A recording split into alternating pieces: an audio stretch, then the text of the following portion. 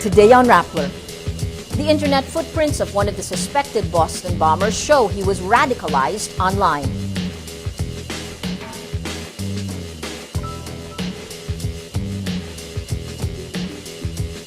Senatorial candidates Nancy Binay and Cynthia Villar break into the top 3 of the latest SWS survey.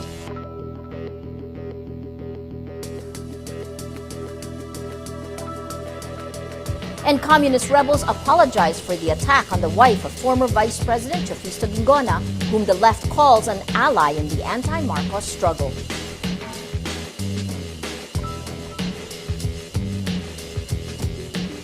Hello, I'm Maria Ressa. Welcome to Rappler, your social news network. 19-year-old Dzhokhar Tsarnaev, one of the suspected Boston bombers, is in the hospital under armed guards, still unable to speak. Authorities say he's facing federal charges for his alleged role in the bombing at the Boston Marathon last Monday, which killed 3 people and injured more than 170. Dzhokhar's arrest Friday night ended a 20-hour shutdown of the greater Boston area following the killing of his elder brother Tamerlan in a shootout Thursday. The brothers Tsarnaev show how the terrorist threat is evolving today.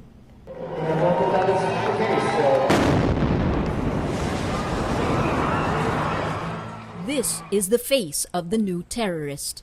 26-year-old Tamerlan Tsarnaev is homegrown. He grew up in America, but his Chechen roots may have pulled him into the global jihad. It's not the first time it's happened.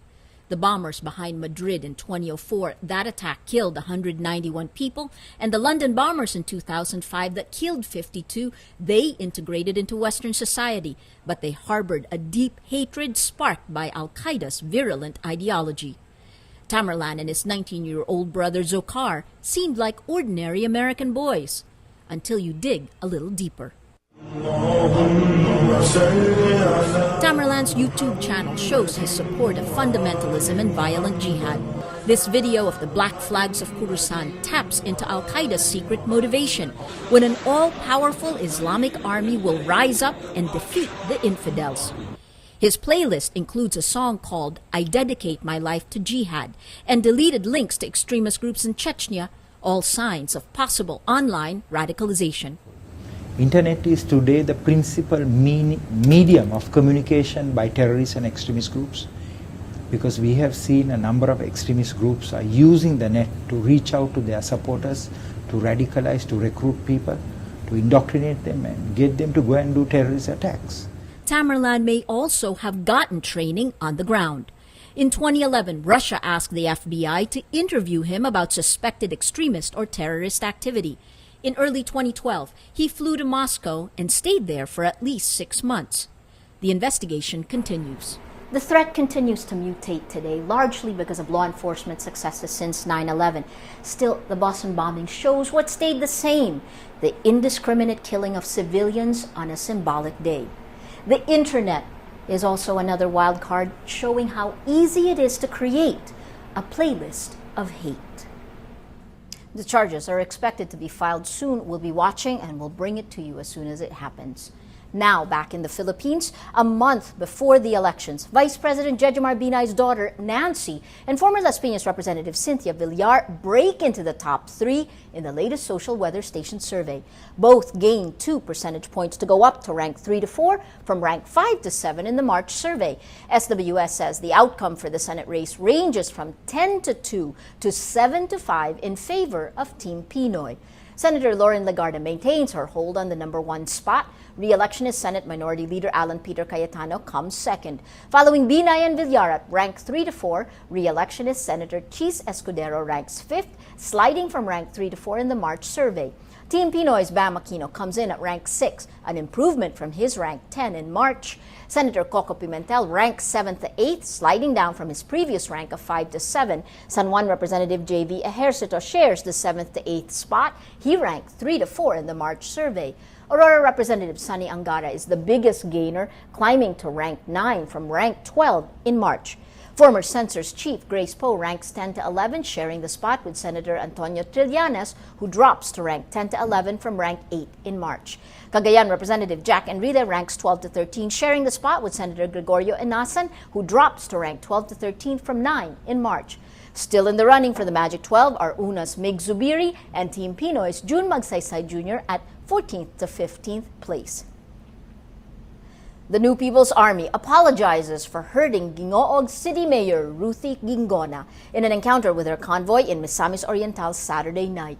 Police say the mayor and her bodyguards were on their way home when members of the New People's Army fired at them.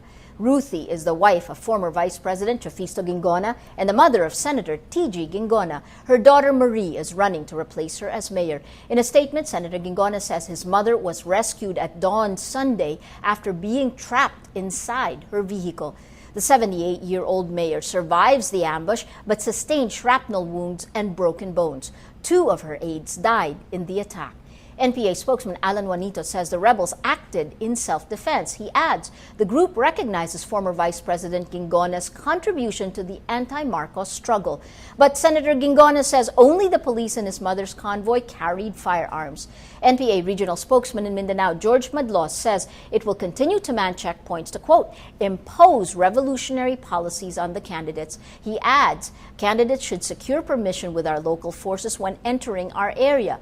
On the sidelines of a Team Pinoy event in Misamis Oriental, President Benigno Aquino promises to hold the rebels accountable for the incident. Commissions on Elections Chair Sixto Brillantes says it's too late to open the source code of ballot counting machines for review by local groups. Dominion Voting Systems blocks the release of the source code of precinct count optical scan machines, the PCOS machines, because of a legal issue with Smartmatic. Brillantes says the source code is important only for the credibility of the elections, not for its legality or legitimacy. Hindi na ako masyadong interesado kasi too late na eh. Masyadong close na eleksyon. No? Maski na ibigay nila yung source code, hindi na rin marereview. Kulang na oras eh. Poll watchdog Center for People Empowerment and Governance says a source code review should be able to show that PCOS problems like multiple transmissions and signal jamming are corrected. But Brillantes cites a source code review done by Denver-based SLI Global Solutions in February that says there's no, quote, malicious code in the PCOS. The lone Sandiganbayan justice who dissented in a decision approving the plea bargain deal between the Ombudsman and retired Major General Carlos Garcia raises an alleged irregularity in the way his colleagues reached the verdict. On April 10th, the Sandiganbayan Special Second Division affirms the 2010 plea bargain deal that allowed Garcia to walk away from plunder charges in exchange for pleading guilty to lesser offenses of direct bribery and facilitating money laundering. The Sandiganbayan also junked the motion for reconsideration filed by the Office of the Solicitor General. Associate Justice Oscar Herrera Jr. dissented, arguing that since the government, through the OSG, questioned the deal, it should already be nullified. Sources tell Rappler Herrera confronted his fellow justices last week after he discovered Associate Justices Roland Jurado and Alex Quiros were appointed to the 5-member Special Division by Presiding Justice Francisco Villaruz. In an April 15th on-bank meeting, Villaruz says he appointed Jurado and Quiros because they were already familiar with the case. A source says a heated discussion between Herrera and another justice happened after Herrera questioned the designation as highly irregular. Sandiganbayan rules state the designation should have been made through a raffle. Sources say Herrera is considering filing a complaint against his colleagues before the Supreme Court. President Benigno Aquino sat on a recommendation of then Interior Secretary Jesse Robredo to suspend Manila Mayor Alfredo Lim for the Luneta hostage crisis in August of 2010. The hostage crisis led to the deaths of 8 tourists from Hong Kong and the hostage taker, a dismissed Manila cop. Documents provided by Lim's political rivals show then Interior Secretary Jesse Robredo found Lim administratively liable for the mishandling of the situation that strained relations between Manila and Beijing. In a memorandum issued May 9, 2012, almost 2 years after the incident, Robredo recommended to the Office of the President a 1-month suspension for Lim. Records show the memorandum was sent to Malacanang on May 11, 2012. President Aquino, a longtime family friend and political ally of Lim, sat on the recommendation. 3 months later, Robredo died in a plane crash. Some compare the president's lack of action on Lim's case to his swift decision in December 2012 to suspend Cebu Governor Gwendolyn Garcia for 6 months. Garcia, allied with the opposition, was found guilty of grave abuse of authority for allegedly diverting the province's funds to anomalous contracts. Lim is going against former President Joseph Estrada for Manila mayor. President Aquino is endorsing Lim for the post. The Philippine stock market breaks the 7,000 and 7,100 marks for the first time, hitting its 27th all-time high. The Philippine Stock Exchange Index surges 2.35% to settle at 7,120.48, a fresh record close and intraday peak. The PSEI's previous record high close of 6,957.10 was registered April 19th. Strong corporate earnings results continue to fuel investor interest in Philippine stocks. The PSEI last flirted with the 7,000 barrier on April 1, the first trading day after the Philippines won its first investment grade from international debt watcher Fitch. Palarong Pambansa 2013, the biggest amateur sporting event in the Philippines, officially kicks off. Here are the highlights of today's games. Jeremiah Rubias of Aklan wins the first gold medal in this year's Palarong Pambansa. Rubias, a farmer's daughter, throws 39.59 meters to lead Western Visayas. The region got a second gold medal in high school boys shot put moments later. National Capital Region also breaks into the medal column courtesy of a 6.66 meter jump by Manila's John Resty Lorenzo. In basketball, volleyball, and football, tournament favorites stamp their class and romp away with easy wins. Tomorrow, athletics competitions heat up further while medal-rich swimming fires off as Palaro action continues in Dumaguete. An 8-year-old chess player is Region 13's youngest delegate to Palarong Pambansa. Devin Wong reports on Ruth Vinuya's long journey to the country's biggest sports event. Nagsakay po kami ng bus, tapos pumunta po kami ng Maynila. Nagsakay po kami ng barko. Tapos Ruth may have traveled far from her home in Alagan City to get to this year's Palarong Pambansa. But it's a small distance when you have big dreams. paglaki ko, gusto kong maging doktor at grandmaster ng chess. 8-year-old Ruth is the youngest competitor in the chess tournament at Palarot this year and the youngest delegate from her region.